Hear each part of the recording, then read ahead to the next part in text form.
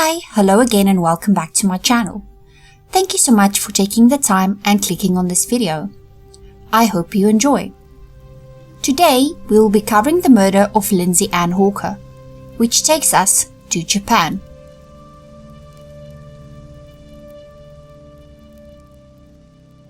Paul Hawker was the owner of a driving school, and his wife, Julia Hawker, was a policy advisor in London. They had saved up to buy their dream home in Coventry, West Midlands, England for many years. They felt like it was the ideal place to raise their family of 3 daughters: Lisa, Lindsay, and Louise. Lindsay Ann was the middle-born of the 3 and was born on 30 December 1984. She was described as intelligent, beautiful, and a person that would drop anything to help someone. Lindsay graduated from the University of Leeds, where she studied biology and had achieved a first-class honours degree. She wanted to continue her studies to obtain a master's degree. She had dreams of becoming a doctor, marrying her boyfriend of 4 years, Ryan, and having her own family. But she decided that she would first take some time off from school to teach English for a year in Japan. It was a country that she had always wanted to visit, and she was so excited to go there. She studied up on the culture and even started learning Japanese in preparation for the trip. She even took little bags of lavender with her to give to people when she got there. Lindsay moved to Japan in October 2006 to teach English at the Koiwa branch of Nova in Tokyo, which was Japan's largest private English conversation school. Whilst in Japan, she shared accommodation in Chiba with 2 other female teachers, one from Australia and the other from Canada. Rent was a little cheaper in Chiba than it was in Koiwa. During her time in Japan, she stayed in contact with her family, friends, and boyfriend on a daily basis, using a variety of ways to communicate, including email, Skype, telephone, and Facebook Messenger. Lindsay's parents visited her in Japan in December 2006 for her birthday, and was struck with how well she fits in. She started speaking Japanese so well by that point and even formed relationships with some of the locals. Lindsay's boyfriend was set to visit her in the summer of 2007. During this time, they would be traveling around Japan together before they returned to the UK and settled down.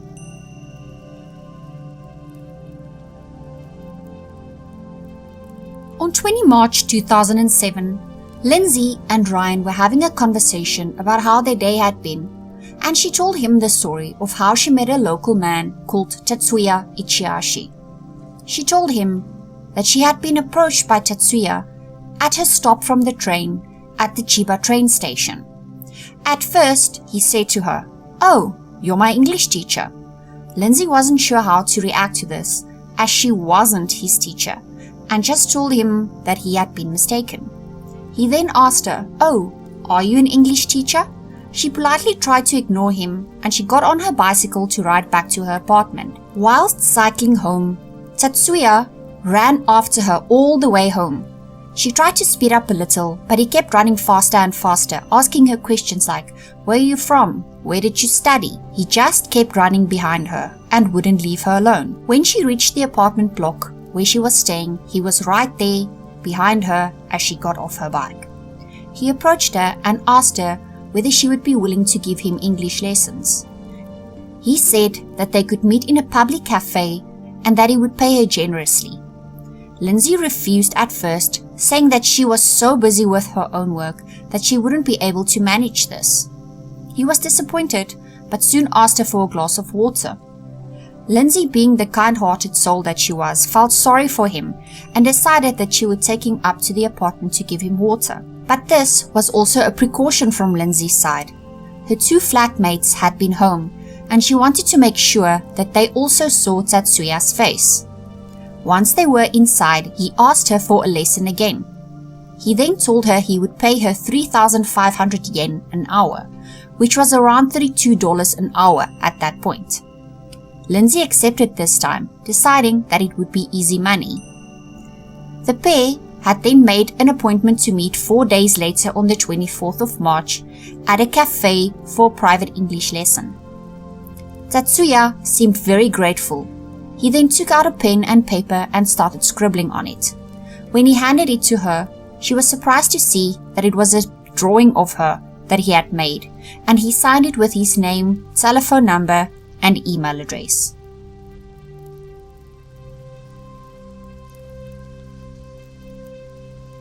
Tatsuya Ichihashi lived in the city of Ichikawa in Chiba, just east of Tokyo.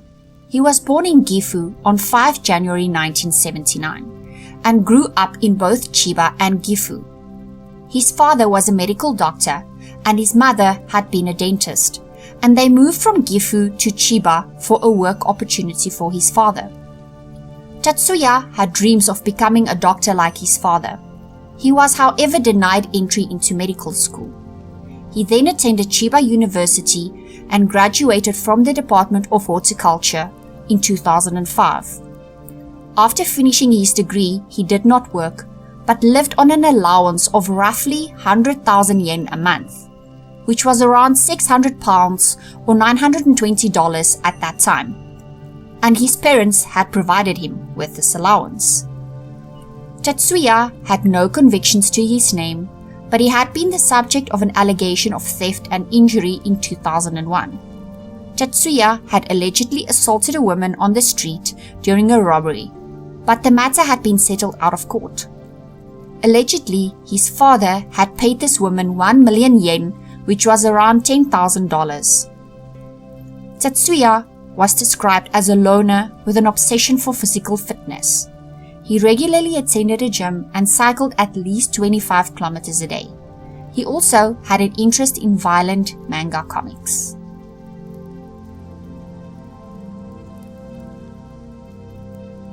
Lindsay and Tatsuya met on Saturday 24 March 2007 in the pre-discussed cafe for the English lesson that they had set up. The lesson took around 1 hour and everything seemed to go well. When the lesson had been concluded, Tatsuya told Lindsay that he forgot to bring the money with him to pay her. He told her that he lived only half a mile down the road and asked whether they could go to his apartment to fetch the money so he could pay her. Lindsay agreed to this and they caught a taxi together to his apartment. Once there, Lindsay told the taxi driver to wait for a little while as she won't be long. Several minutes later, it seemed that Lindsay might have changed her mind and the taxi driver left when she never came back. Her family got worried about her after she did not phone them and they couldn't get hold of her on the 24th. Her mom had also heard of an earthquake in Japan and was worried that she might have been hurt. She had phoned her several times that day and her phone went straight to voicemail. Ryan was also worried about her and sent her a message saying that she needed to contact him as he was worried about her. When her family still could not get hold of her, on the 25th, they had gotten really worried.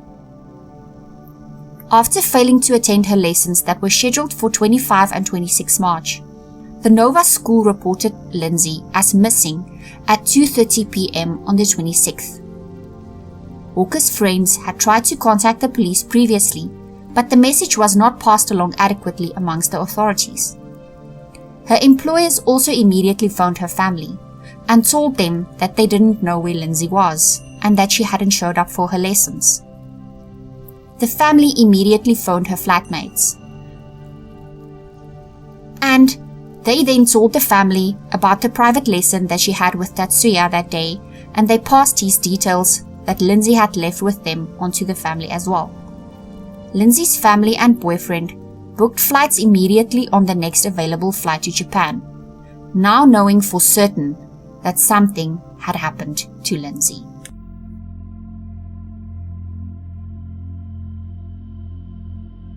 The police start retracing Lindsay's last steps, with what they found out from the family and the friends, and with the information on Tatsuya. And they also find a message on Facebook that Lindsay had sent to Ryan, and it read, "Love you lots, don't worry about the guy that followed me home. It's just crazy Japan. Miss you, XXX." 2 officers were dispatched to go to Tatsuya's apartment, as he had been the last appointment that they knew of that Lindsay had on the 24th. Before leaving for private lessons, the flatmates would always leave notes to each other with the details of the person that they are meeting and the address where they were meeting them. The police were also able to retrieve CCTV footage from the coffee shop and confirmed that Lindsay and Tatsuya had definitely met that day. In the CCTV footage, they are seen grabbing a drink, waiting in the queue, with Lindsay moving a step to the side every time that Tatsuya got too close to her. After arriving at Tatsuya's apartment, they saw that there was no light on inside, but that there appeared to be someone inside as they heard movement. These officers called for backup at 7 p.m. They were not permitted to knock without proper cause.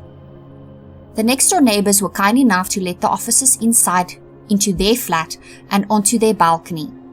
And when they peered into Tatsuya's living room, they saw someone inside. They also saw that his detachable bathtub had been moved onto his balcony, which seemed really odd. Within the next hour, 7 more officers arrived to Tatsuya's apartment. At first, they thought that Lindsay might be a hostage in his apartment.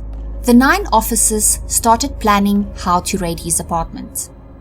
As they were preparing to charge his apartment, 2 hours after they had assembled outside, Tatsuya walked out of his front door with a backpack on his back and bare feet, which was quite unusual. Shoes are traditionally left in the foyer and not worn inside in Japan, but they are almost always worn outdoors. During the panic experienced by the officers, after he just suddenly showed up and was like, "Hello," he managed to run away from the officers.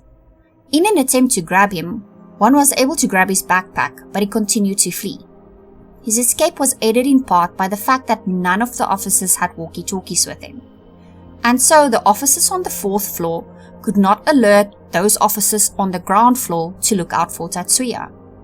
He lost the officers after vaulting the last few feet off the stairway to the ground. Superman, I'm telling you, this guy. He was later rediscovered, having found a pair of athletic shoes before escaping again by zigzagging through the streets. The contents of his backpack did not suggest that he was trying to escape at all. All it contained was his gym clothes, and police believed that he was going to the gym to wash his clothing there. After their attempts to catch him failed, they then entered Tatsuya's 4th floor apartment and started checking the area. On the balcony, they found the bathtub that he put there filled with soil, and they saw a hand hanging out from the soil.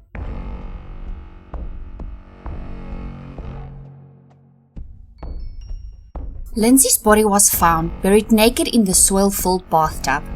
She had been bound and gagged with plastic ties and scarves, and her hair had been shaved off.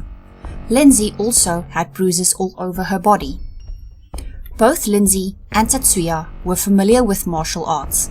However, he was more experienced, having attained a black belt, and it appeared from the bruises that were present across her upper body that she had been the subject of a prolonged attack from Tatsuya.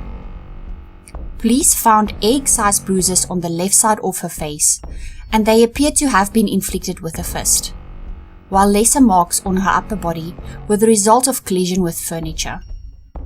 Lindsay had died when her assailant began strangling her and broke the cartilage of her neck. Lindsay's possessions were found strewn across the room as well.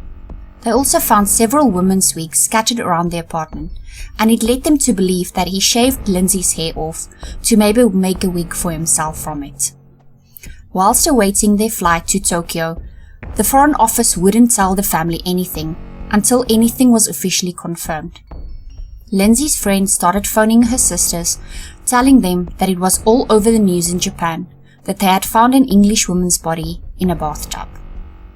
That was when the sisters had to inform their parents, and it was one of the hardest things they've ever had to do. Lindsay's death was confirmed on Tuesday morning, 27 March, with the family watching on TV as the bath was removed from Tatsuya's flat, draped in a blue plastic sheet.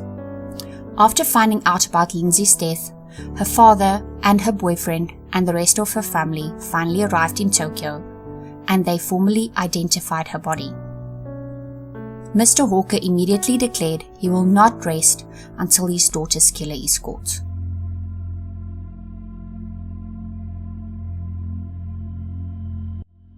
It had been widely reported in the days after her death that Lindsay had been buried in only sand, but on further investigation it was found that she was in fact buried in a mixture of sand and compost soil, which was sprayed with a substance used to compact and decompose waste. On top of the soil, they also found some seeds, and it seemed that Tatsuya might have wanted to disguise the bathtub as a flower bed. They also felt that he might have wanted to later bury the body in concrete or wait until the body had fully decomposed.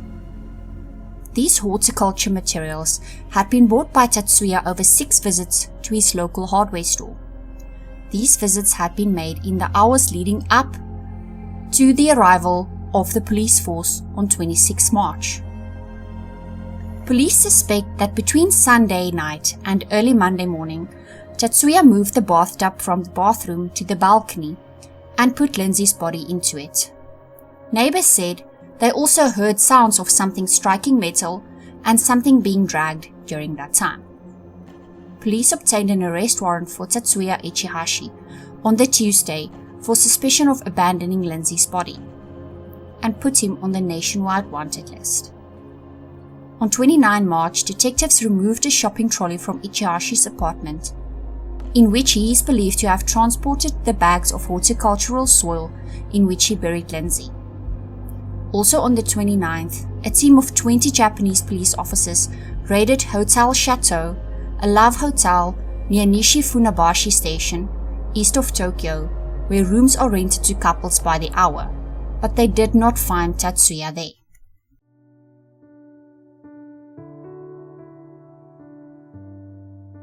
In April 2007, CCTV footage showing Lindsay and Tatsuya just hours before her death is broadcast on Japanese television, with the hopes that he might be identified and found.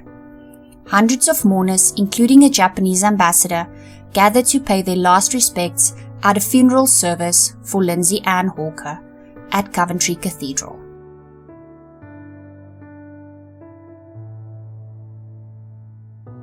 Margaret Beckett, the Foreign Secretary, travelled to Japan and appealed to the Japanese media to devote more coverage to Lindsay's murder. Ichihashi's father also told Miss Hawker's family via police that he hopes his son will atone for his crime. Lindsay's father called the message a hollow gesture.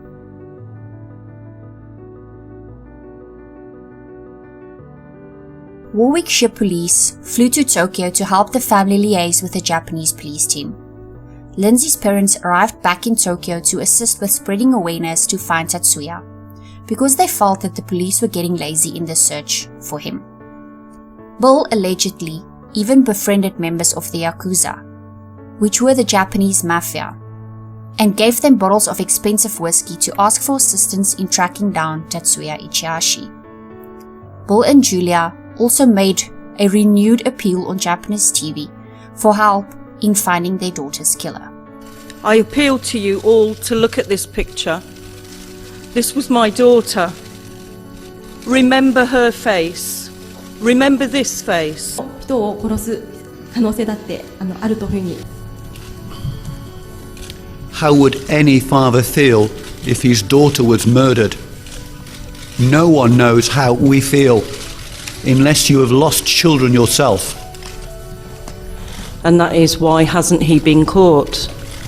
And what do they think, or where do they think they can look, or what can they do to try and bring this man out, to draw this rat out of his hole, because he must be hiding somewhere.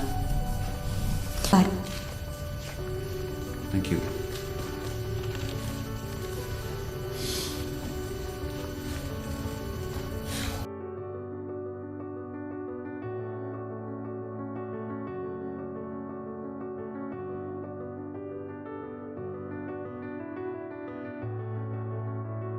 The family launched an email campaign, circulating a letter titled, "Don't Forget Lindsay Hawker."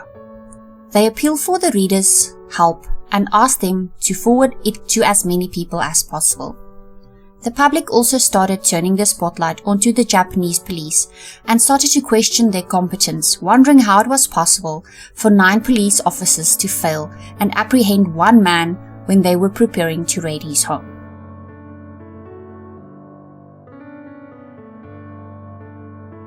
Mr. Hawker starts handing out leaflets featuring Ichihashi's face at London's Heathrow Airport to mark the 6-month anniversary of Lindsay's death. No progress had been made on finding Lindsay's killer, but her family refused to give up.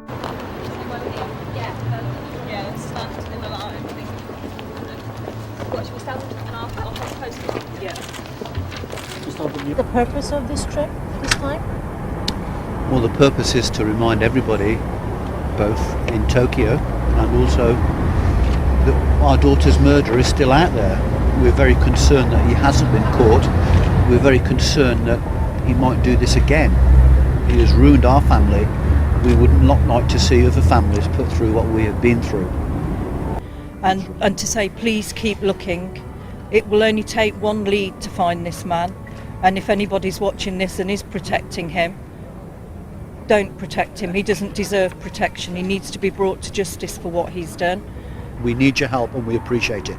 Thank you very much. Thank you. Thank you.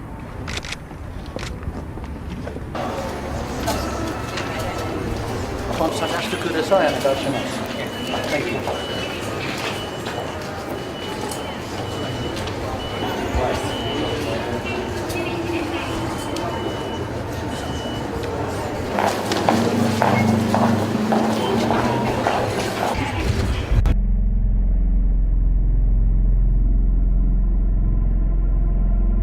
Almost a year after Lindsay's death, on 13 March 2008, Japanese police released a new wanted poster of Ichihashi, which included an enhanced image of the suspect disguised as a woman. They also released images of a drawing that he had made of Lindsay, in the hopes that someone would recognize the drawing style. Also, in the early months of 2008, the police investigated sightings of Ichihashi in gay bars in Kabukicho, in Tokyo, where he had tentatively been identified by his male sexual partners.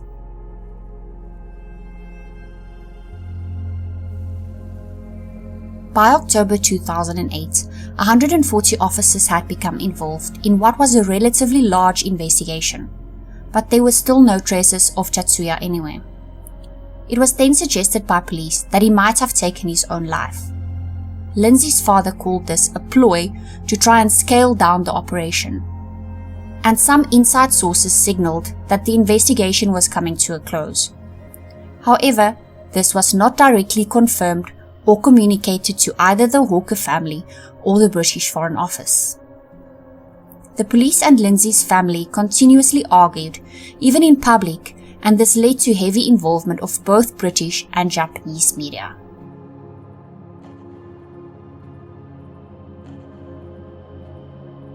On 15 January 2009, in an article in Japan Today, it was reported that Tatsuya, who had turned 30 on 5 January 2009, had fled and gone underground in the Philippines.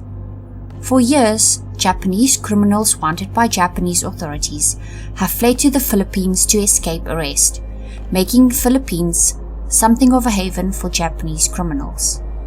But this could not be confirmed.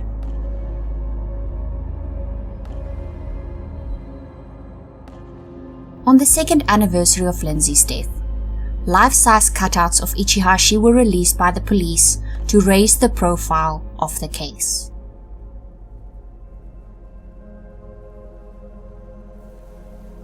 On 26 June 2009, the Japanese National Police Agency raised the cash reward for information leading to the arrest of Tatsuya Ichihashi from 1 million yen to 10 million yen. Police usually offered cash rewards of 1 million yen to 3 million yen for information leading to arrest in serious cases.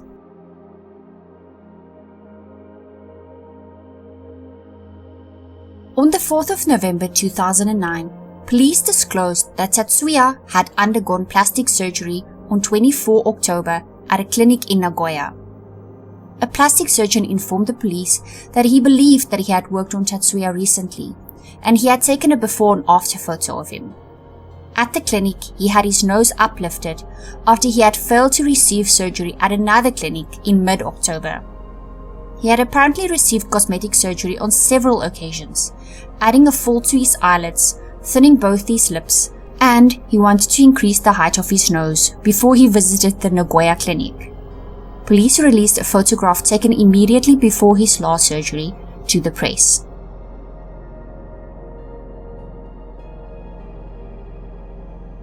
A colleague on the construction site where Tatsuya had worked recognized him from the photograph that had been distributed by the police and immediately informed them that he knew where Tatsuya was.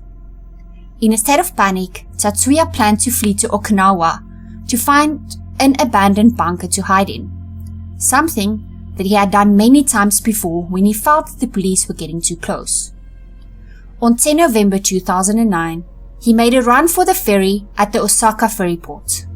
He kept his head down and knew that all he had to do was keep his head down and not get recognized on the 3-day ferry trip. But a staff member at the port recognized him and instructed the security to phone the police immediately.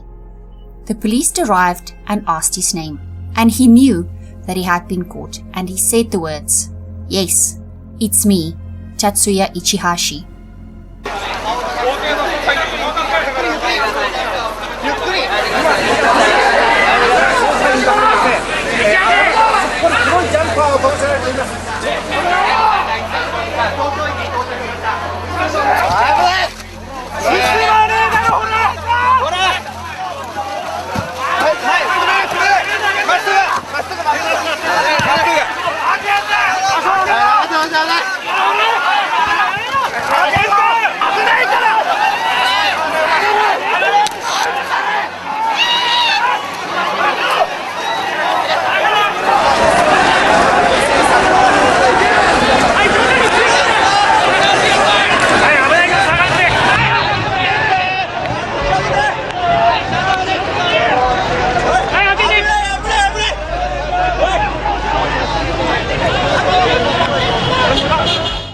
He did not confess when he was arrested, and when his 23-day detention period without charge expired on December the 2nd, he was initially charged with abandoning a body and was served with 2 more warrants for rape and murder. He still did not confess. It was alleged by Ichihashi's lawyers that during this period of detention, he was threatened with the death penalty if he did not speak and confess. On the 23rd of December, one of Tatsuya's lawyers announced that he had acknowledged that he was involved in Lindsay's death, but he said that he had not intended to kill her and that he had attempted to resuscitate her, but that she had passed on already and he was unsuccessful.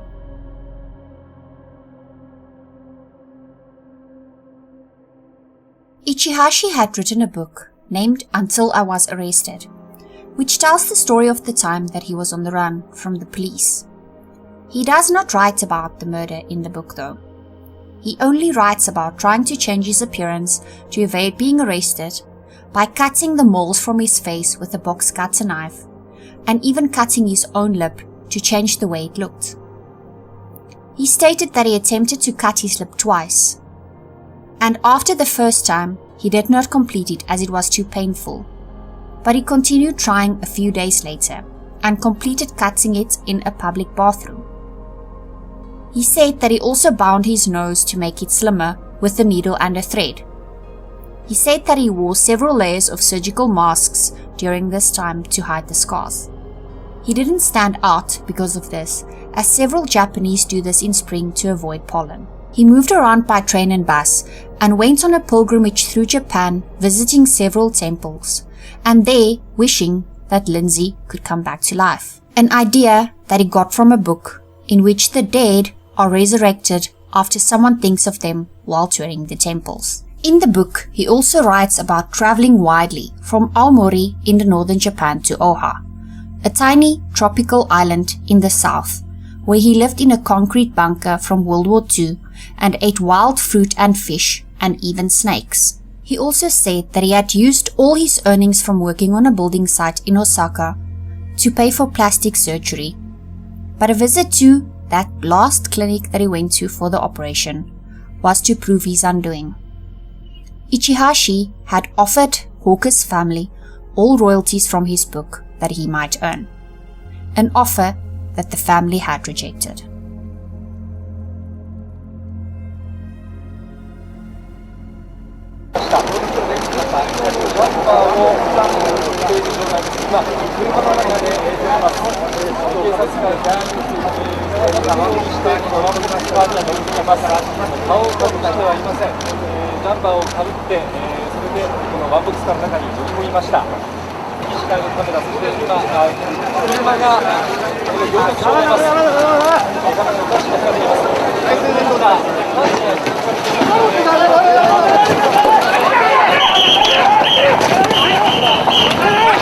Family of murdered British teacher Lindsay Hawker are flying out to Japan ahead of the trial of their daughter's alleged killer.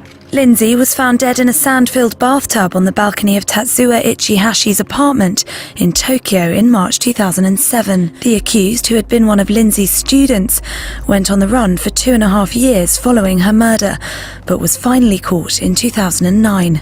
During this time, Lindsay's family never gave up in their pursuit of justice for the 22-year-old. And help us get justice for this girl that she so rightly deserves. And speaking at London's Heathrow Airport on Saturday, Bill Hawker, with his wife and 2 daughters, reiterated the message that the family have maintained since her death. We're hoping to get justice for our daughter.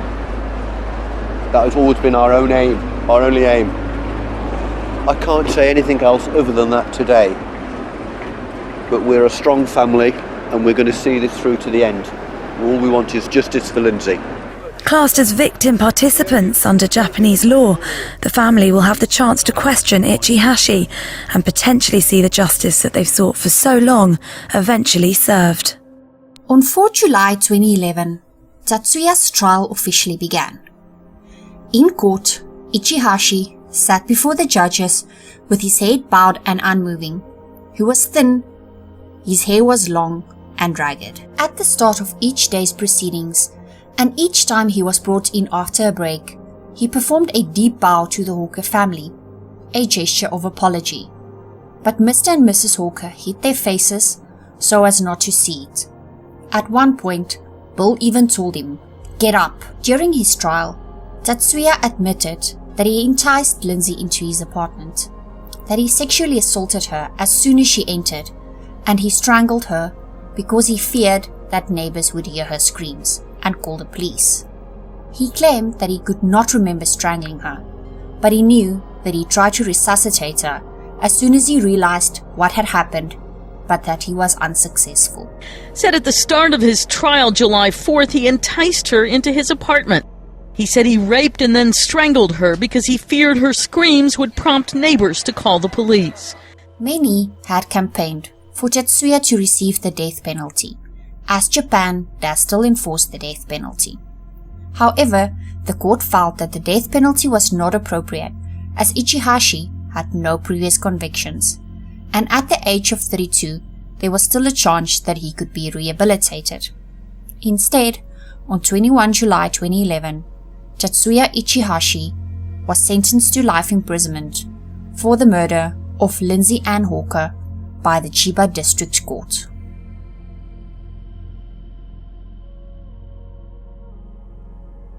After Tatsuya's sentence, Lindsay's parents spoke to the press and said that they felt they had got justice.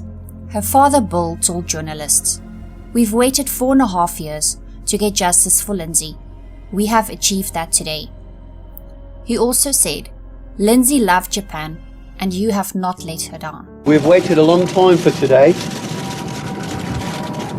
We've waited 4.5 years to get justice for Lindsay, and we have achieved that today, and we're very pleased. Thank you. Thank you. Thank you, everybody. Thank you. Lindsay loved Japan, and you have not let her down. Thank you. Thank you. Thank you. It was said that the family had spent their life savings and pensions and remortgaged their house several times to get justice for Lindsay. Her family stated they never wanted revenge, they only ever wanted justice for Lindsay. This case makes me so sad. Every time I see this family out campaigning, it just makes me so sad. I mean, all these cases are so sad, but this family fought so hard to get justice for their daughter. I feel so bad for them. This has been a long, hard battle for the Hawkers, and the battle is over. We've worked tirelessly as a family. We've never given in for our daughter. We've never given in. We wanted justice, and we've finally got justice. I'll also just like to thank the Japanese police. After a very bungled start to my daughter's murder, they've got their man. They've worked tirelessly, and they've eventually got the man. And the chief officer told me they would get the man sooner or later. We're just so relieved that this part of our life is over. I can go down to my daughter's grave this afternoon and tell her. Thank you.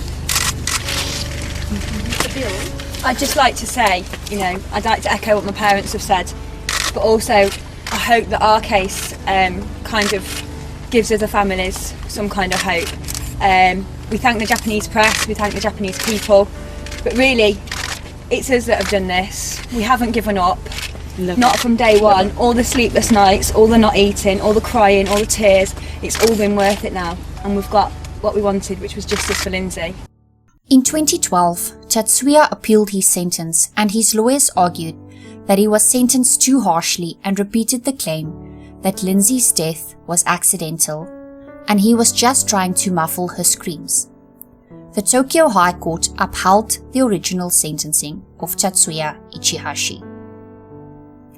Tatsuya's book has gone on to become a bestseller, and the book was so successful that the story was made into a film called I Am Ichihashi, The Journal of a Killer, which the Hawker family called disgusting. As of 2022, Tatsuya is still in prison serving his life sentence. I'd like to speak on behalf of the whole family. Firstly, I'd like to thank everyone for coming here. Thank you, and just remember Lindsay, not the how she died, just remember Lindsay, because that's the most important thing here. Thank you.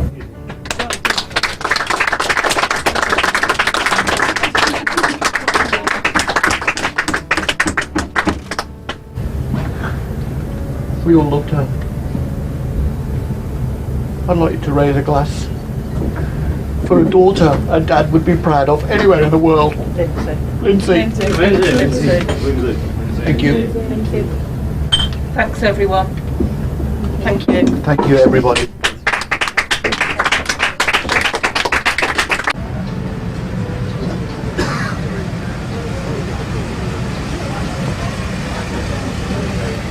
So that is it for today's case.